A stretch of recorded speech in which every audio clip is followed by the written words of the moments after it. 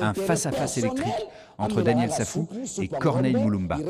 Ce débat met en lumière des tensions profondes au sein de l'UDPS. Tandis que Corneille Moulumba revendique son appartenance au parti présidentiel, Daniel Safou, sans langue de bois, remet en question sa légitimité et l'accuse de motivation purement opportuniste. Un échange musclé où Safou n'a pas hésité à dénoncer les dérives et la gestion chaotique de certains membres de l'UDPS dans la gestion publique. À regarder absolument pour comprendre les fractures internes et les enjeux politiques actuels. Intérêt personnel, il reste là pour toujours, comme si la vie n'a pas de temps. C'est ça, c'est ceux qui soutiennent cet accord. Mais ceux qui soutiennent l'accord du 31 décembre, c'est l'ensemble du peuple congolais. C'est la communauté internationale. Okay. C'est l'ensemble du peuple congolais. Ce sont les individus. S'il vous plaît. S'il vous plaît. S'il vous plaît. Merci beaucoup. Corneille Moulumba. Alors ce qu'il y a, c'est qu'en ce moment, l'arrangement... Mon frère, il est de l'IDPS. Non, moi je suis spécialiste de l'IDPS. Je suis un des journalistes qui suit l'IDPS avec acuité, avec cohérence, n'est-ce pas? Il n'est pas de l'IDPS. Un ancien membre de l'IDPS, ce sont les gens qui n'ont pas respecté l'éthique et morale, n'est-ce pas, liée à l'idéologie du parti. Il ne fait pas partie de l'IDPS. C'est qui est connu pour ses déclarations à l'emporte-pièce. Daniel Safou, son journal Les Points Saillants soutient l'accord des évêques catholiques. Daniel Safou, bonsoir. Bonsoir. Un autre ami politique, Corneille Moulumba, il est proche de Sami Badibanga, le Premier ministre, non signataire de l'accord de la veille du Nouvel An. Corneille Moulumba, bonsoir. Bonsoir, madame. Alors, vous êtes un tout petit peu fixé sur la tournure que pourraient prendre ces débats pour ce qui est des discussions qui se déroulent à la Cinco. Première question, Corneille Moulumba, pour vous, comment se porte le Congo? En 2-3 mots. Le Congo se porte mal.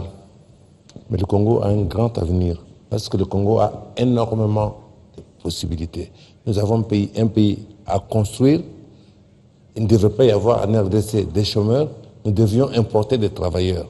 Le Congo pourrait produire, exporter beaucoup, que ce soit dans le secteur minier ou bien dans le secteur agricole. Donc, autant il y a ce potentiel considérable, autant aujourd'hui nous allons très très mal. C'est un problème de décision politique à prendre, un problème de souveraineté aussi quelque part. Nous pouvons y arriver et c'est pour ça que nous faisons la politique, pour y arriver. Daniel Safou, un état des lieux du Congo. Le Congo se porte très mal, comme a dit mon frère à côté de moi. Le Congo se porte très mal. Le Congo est plombé par la corruption. Le Congo est plombé par les amateurs qui n'ont ni qualité ni vision, n'est-ce pas, de ces pays. Le Congo, c'est ces pays-là où on vous achète, n'est-ce pas, des avions d'occasion. Le Congo, c'est ces pays-là où il n'y a plus de routes. Le Congo, c'est ces pays-là où on ne sait pas gérer les immondices. Le Congo, c'est ces pays-là où on a des incompétents, n'est-ce pas, au sommet de l'État. Voilà comment se comporte le Congo. Le Congo, c'est ces pays-là où il n'y a pas respect des textes. Le Congo, c'est ces pays-là où le mensonge est devenu une arme redoutable, n'est-ce pas, pour endormir les grands peuples et les plus grands nombres. Voilà le Congo.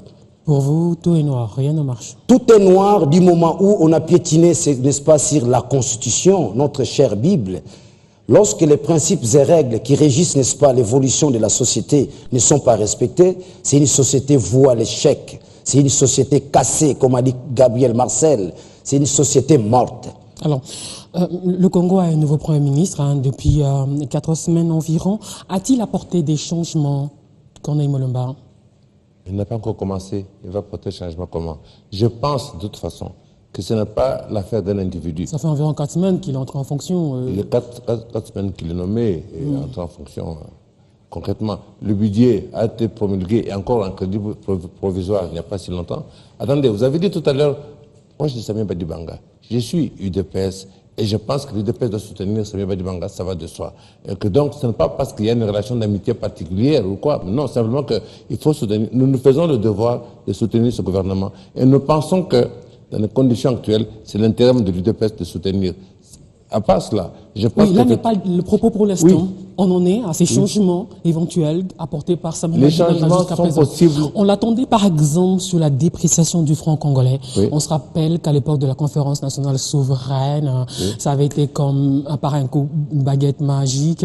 Hein, la monnaie nationale avait repris de la valeur face au dollar.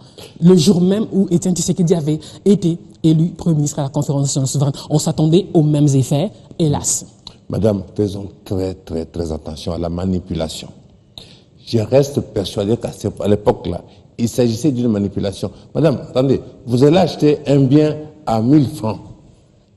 Vous vendez à 1500 francs parce que vous avez des charges pour 200 francs en plus et gagnez 300 francs. Pour quelles raisons, comment iriez-vous vendre ce bien-là à 800 francs? Simplement que nous sommes trop faibles. En ce moment, nous avons dit que le pays va très mal et la Ligue va très mal. Nous avons dans notre pays, le franc congolais, sa masse est minime par rapport au dollar. Et le dollar, ce n'est pas nous qui les fabriquons. Il est donc logique, il est normal que ceux qui détiennent le dollar, ceux qui fabriquent le dollar, soient en mesure de nous manipuler, de mettre autant de dollars sur le marché ou d'en retirer et ainsi influencer le prix pour orienter, tromper les gens. On peut tromper la masse, mais c'est le rôle de la classe politique de comprendre que non, il n'y a pas eu de miracle. Personne ne vendra moins cher un bien qu'il a acheté à un certain prix. Il s'agissait d'une manipulation parce qu'il fallait à ce moment-là déstabiliser et soutenir. Ceci étant, concrètement, je pense quel changement? Je pense qu'en ce moment, il n'y a pas encore eu des changements. Parce que aussitôt installé, on parle déjà d'un nouveau gouvernement. Oui, quelque part, il ne faut pas que nous déstabilisions nous-mêmes notre pays. Je suis convaincu que... Ça veut dire qu'en clair, il ne fait rien. Il attend de voir s'il va rester ou s'il va être débarqué, c'est ça? Je ne suis pas à sa place. Moi, je lui dis que si vous êtes un jour au gouvernement, faites le travail d'un jour. Si vous êtes là 2 mois, faites le travail de 2 mois. Un point. Il y a des choses qu'on peut faire en 1 semaine, des choses qu'on peut faire en 6 mois. Et c'est tout. Que pendant cette semaine-là où vous êtes là, faites ce que vous devez faire. Je suis convaincu qu'il fait ce qu'il doit faire. Je ne suis pas dans son cabinet, je ne suis pas là, mais je pense simplement qu'il y a des choses à faire, qu'il ne doit pas attendre, écouter ce qui se passe en dehors. Le jour viendra où il devra céder à la place. Est-ce dans 1 mois, est-ce dans 6 mois, est-ce dans 2 ans? Je n'en sais rien. Ok. On attend encore que le franc congolais se porte un peu mieux depuis qu'il est là. Daniel Safou, quel changement a apporté Sami Badibanga et son gouvernement? Je voulais rectifier des choses rapidement. Je vous avais dit tantôt, l'arme redoutable de la majorité, n'est-ce pas, du régime en place, c'est la corruption et les mensonges. J'entends ici, mon frère, qu'il est de l'IDPS. Non, moi je suis spécialiste de l'IDPS. Je suis un des journalistes qui suit l'IDPS avec acuité, avec cohérence, n'est-ce pas? Il n'est pas de l'IDPS. Un ancien membre de l'IDPS, ce sont les gens qui n'ont pas respecté l'éthique et morale, n'est-ce pas, liée à l'idéologie du parti. Il ne fait pas partie de l'IDPS. Ce qui est dangereux, ce qui est grave, les gens qui se proclament d'être de l'IDPS sans être de l'IDPS, c'est le jeu du pouvoir en place. Donc je dénonce rapidement que mon vieux qui est à côté de moi n'est pas membre de l'IDPS, c'est un ancien de l'IDPS. Une seconde, à ce sujet, c'est vrai qu'il avait fait défection à l'époque en entrant au gouvernement birindois et en allant en concertation en 2013. Mais si quelqu'un dit qu'il reste dans ce parti, est-ce que vous le lui concéderez? Non, ce sont des gens qui ont trahi les partis, ils étaient chassés du parti déjà à l'époque.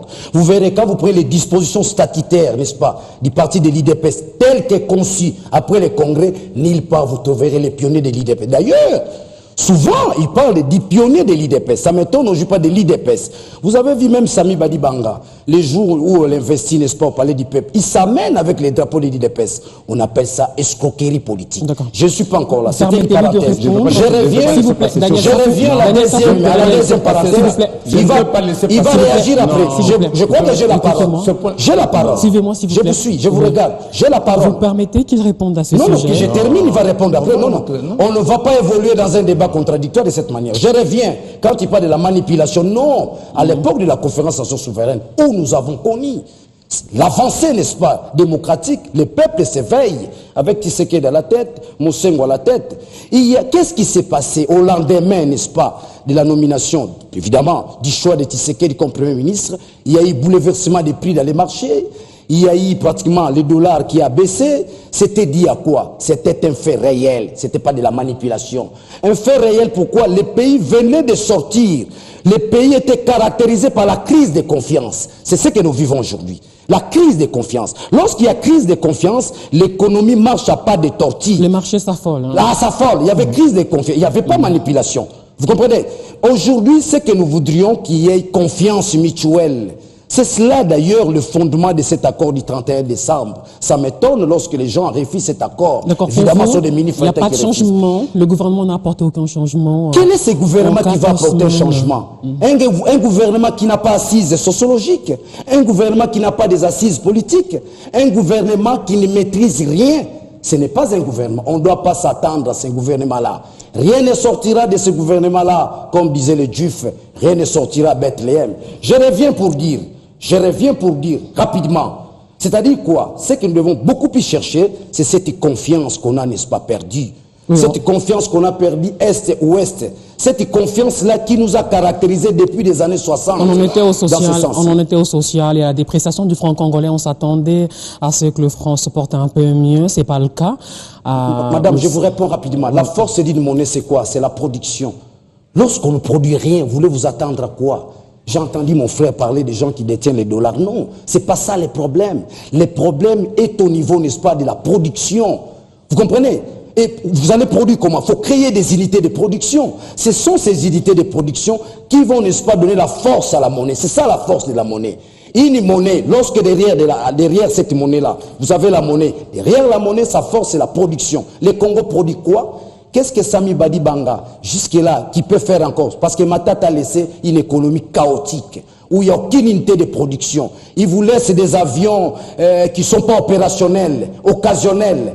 Il vous laisse, n'est-ce pas, à un stade où vous ne savez pas vous en sortir. Moi, je pense, la force, n'est-ce pas, d'une monnaie, s'il fait allusion, n'est-ce pas, au dollar, c'est sa capacité de production.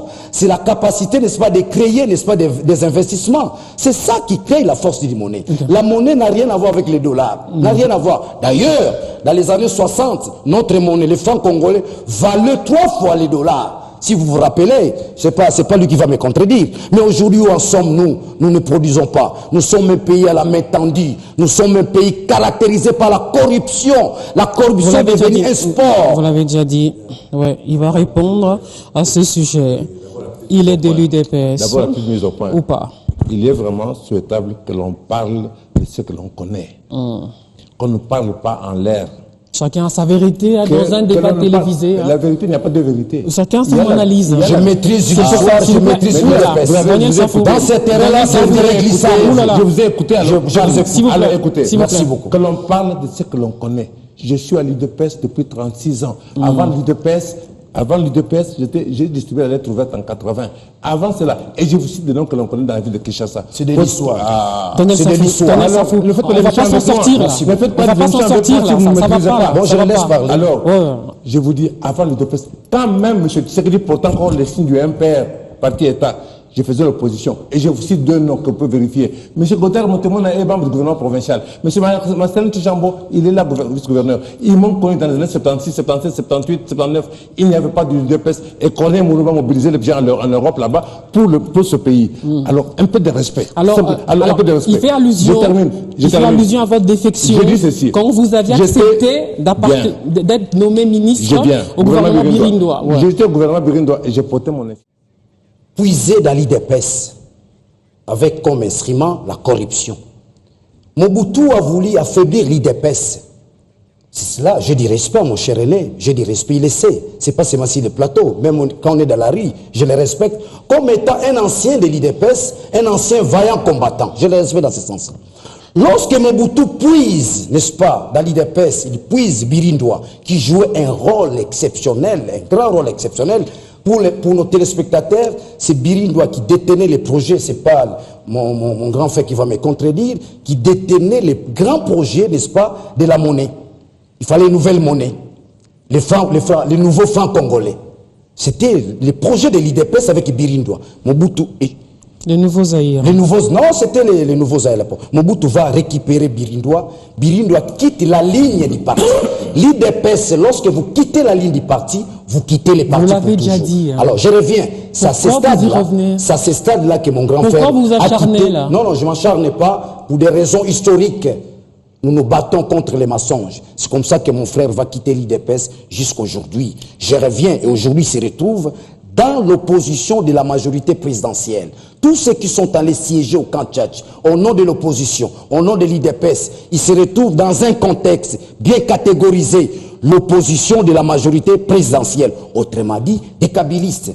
Par contre, ceux qui sont restés en dehors, n'est-ce pas, du camp Tchatch, ceux qui constituent l'inclusivité de l'accord du 31 décembre, ils sont appelés l'opposition de la majorité du peuple. Ça, c'était juste une parenthèse. Je reviens maintenant à la question de savoir où en sommes-nous avec les 4000, n'est-ce pas? 4100 logements, ce projet. Madame, il est vrai problème dans ces pays, la non-applicabilité, n'est-ce pas? C'est vrai que ça avait commencé. J'en arrive.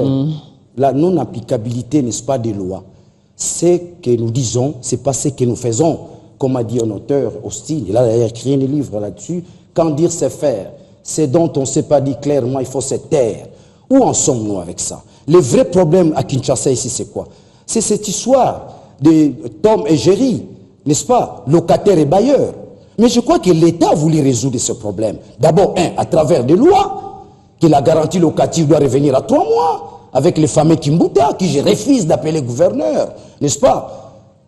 3 mois, on n'a jamais appliqué cela. Nous sommes en face, n'est-ce pas, d'une garantie locative de 10 mois, 12 mois, voire même 15 mois. Vous comprenez? Donc, les citoyens congolais n'est pas protégés par ses propres lois. Les 4000 sans logements sociaux, c'était pour répondre aux vrais besoins. Les besoins aujourd'hui, c'est quoi? C'est les logements aujourd'hui à Kinshasa. C'est ça les besoins. Pas seulement à Kinshasa. Mais partout ailleurs, c'est ça. Je crois que c'était pour répondre à ces besoins. Mais ces besoins devaient être accompagnés, n'est-ce pas, de la loi. La loi qui sous-tend le respect des locataires, qui doit, n'est-ce pas, évoluer par rapport, n'est-ce pas, à sa garantie locative. Aujourd'hui, la garantie locative, ça nous coûte les yeux de la tête. La peau des fesses. La peau des fesses. Je voulais dire que c'est un régime, ce régime ici, le régime de Kabila, n'a pas répondu aux besoins fondamentaux, n'est-ce pas, du peuple congolais, du plus grand nombre. Vous comprenez? Ils ont répondu à ses propres besoins. L'ensemble du peuple ne s'est pas retrouvé 15 ans, 16 ans de règne. On parlait des logements sociaux. Les 4100 logements sociaux qui étaient censés répondre donc aux besoins de logement des Congolais, c'était commencé en 2006, puis suspendu faute de financement. Si on a des budgets de 4 milliards de dollars, vous voulez faire quoi? Absolument rien. Or, ce pays peut se permettre d'avoir des budgets de 50 milliards de dollars ou 100 milliards de dollars. La RDC, ce n'est pas n'importe quoi. Qu'on en prenne simplement conscience. Il y a des choses à faire. On peut dire, il faut des logements. Et puis 4500 logements, c'est quoi? C'est insignifiant, largement insignifiant par rapport aux besoins. C'était un début, en fait. Il faut commencer quelque part, c'est un fait. Mais maintenant, pour ça, il faut effectivement produire. Il faut produire. Il faut qu'on puisse prélever l'impôt, qu'on donne à l'État les moyens. Si nous pouvons avoir des budgets plus importants, on peut faire 4 000, 10 000, 5 000, 100 000 logements sans problème.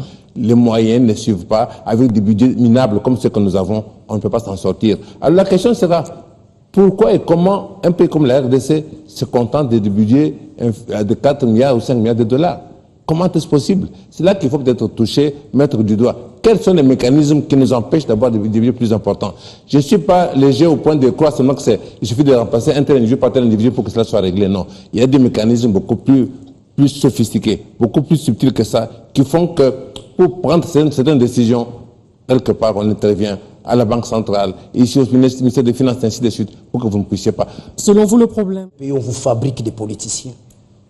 Dans ces parlements-là, vous avez des députés qui n'ont pas été élus, il le sait. Comme qui?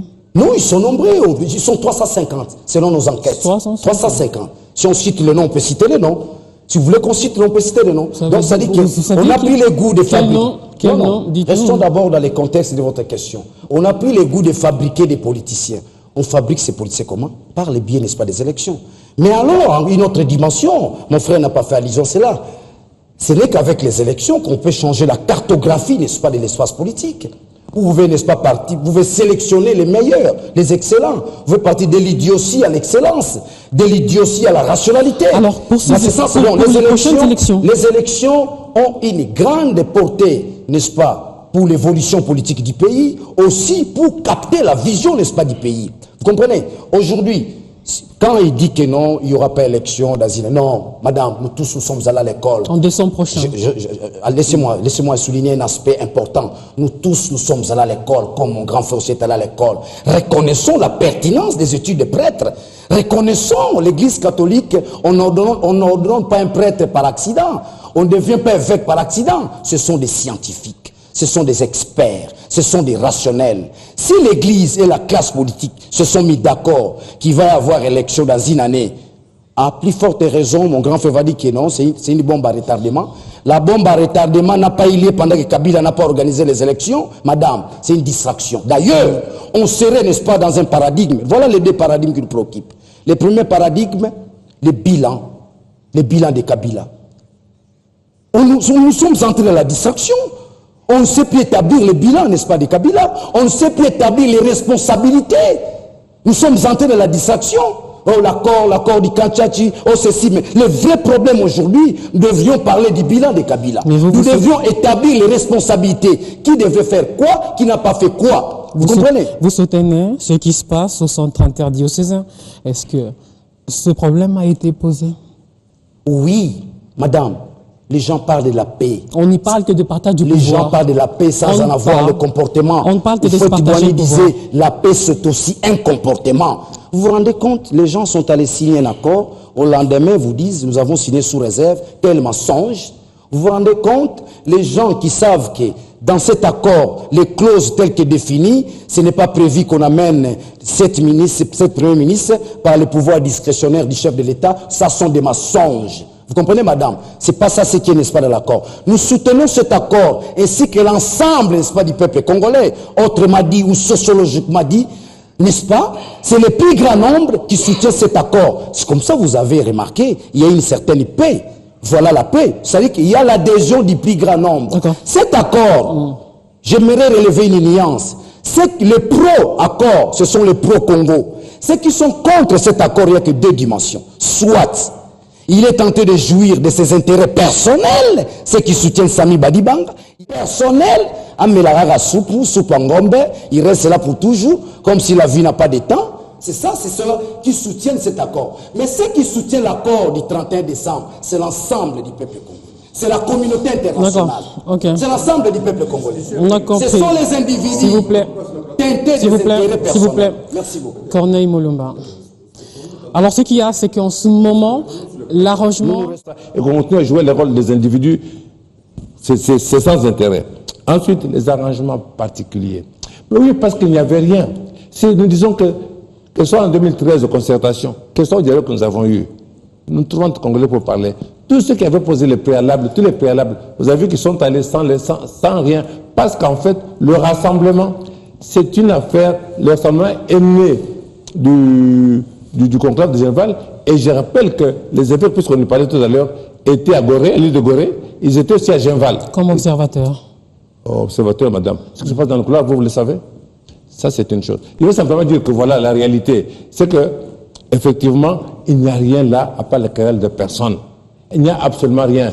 Et il n'est pas question pour Sami Badibanga de démissionner de son poste de Premier ministre. Je demande aujourd'hui, que ce soit au niveau de l'UDPS, quel intérêt l'UDPS aurait-elle à demander la démission de Sami Badibanga? L'UDPS a en ce moment 6 membres au gouvernement, dont Sami Badibanga. L'UDPS a un vice-président à l'Assemblée nationale. L'UDPS a... Quel UDPS? Madame, il n'y a pas de l'UDPS. On ne va pas se voiler la face. Ni Tshisekedi, ni Kibasa. On ne va pas se mentir. Je vous rappelle, madame. Ni Kibasa, ni Tshisekedi, ni tout le monde.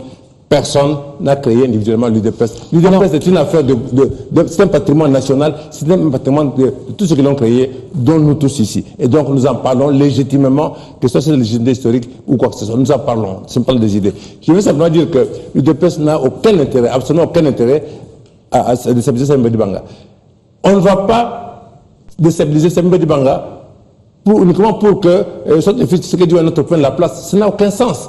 Donc, ce qui est important aujourd'hui, c'est quoi? C'est que nous puissions aller vers ces élections calmement. Aller le temps qu'il faudrait qu'on a convenu pour faire de bonnes élections, qu'il y ait de bonnes élections. Et que donc l'UDPS y participe, qu'il puisse avoir ses députés, ses sénateurs et j'en passe. Et pourquoi pas le président de la République, le moment venu. C'est ça qui est important. Le reste, c'est rien du tout, c'est perdre du temps de querelle. Et au moment où nous perdons du temps inutilement, alors que nous devons nous concentrer sur la préparation de ces élections. Alors, ce qu'il y a, c'est que tout le monde sait que ce qu'on appelle groupe parlementaire UDPS et alliés est constitué de ceux qui n'avaient pas respecté le mot d'ordre d'Étienne Tshisekedi de ne pas siéger au Parlement et qui sont donc de fait exclus de l'UDPS qu'on ne se voile pas la face. Madame, alors, c'est une autre question. Non, madame, s'il vous plaît. Non, madame. Vous avez parlé. Les députés UDPS. Ça, c'est ce que, s'il vous plaît. Oui. Vous l'avez dit. Et il y a certains de l'UDPS et d'autres qui pensent comme ce que je viens de dire.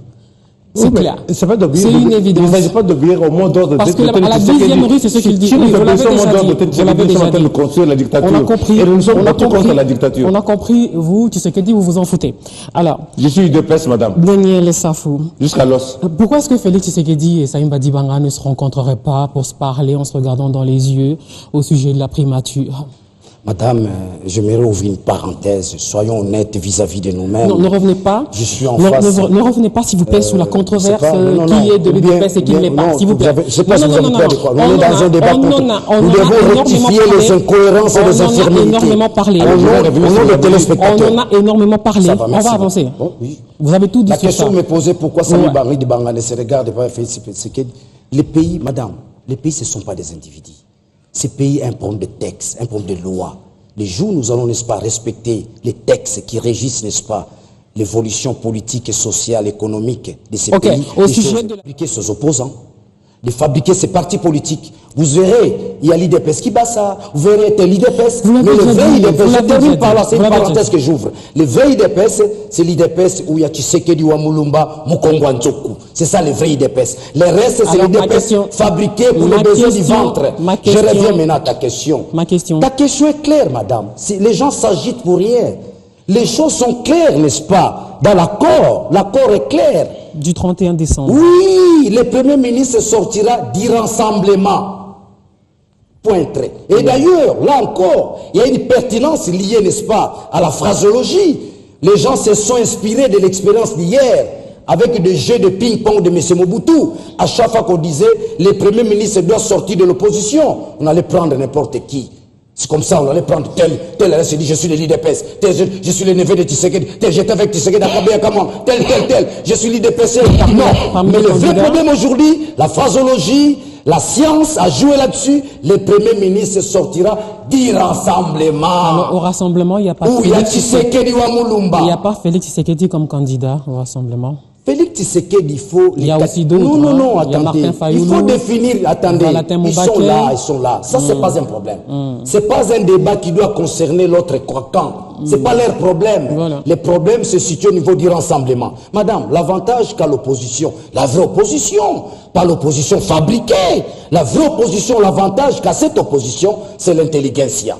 Ce sont plus des maîtres de l'école. Alors comment ça va se régler? L'intelligence, ça va se régler comment? On va opérer un choix. C'est l'intelligence qui va jouer. Ne vous en faites pas. On a déjà choisi Félix Tshisekedi. Mais si on a choisi Félix Tshisekedi, il faut définir Félix en deux catégories. Fils de Tshisekedi et combattant de l'IDPS. À chaque manifestation, et Félix a joué un grand rôle pour avoir été, n'est-ce pas, celui qui s'occupait des affaires étrangères du parti. Il a joué un grand rôle. Vous avez vu plusieurs sanctions tombées, n'est-ce pas, sur les dos du régime. C'est le travail qu'a bâti Félix. C'est le travail qu'a bâti Félix. N'oubliez pas, pendant que nous aussi, nous étions dans notre sommet, nous étions entrés dans notre sommet dogmatique, Félix, en tant que, parce qu'il a joué les rôles, n'est-ce pas, des affaires étrangères au niveau du parti, il a joué un grand rôle à l'étranger, et les fouilles sont là, les sanctions sont tombées. Ne définissons pas Félix Tshisekedi en tant que fils de Tshisekedi, il faut le définir en tant que combattant de l'IDPS qui est parti de la base au sommet.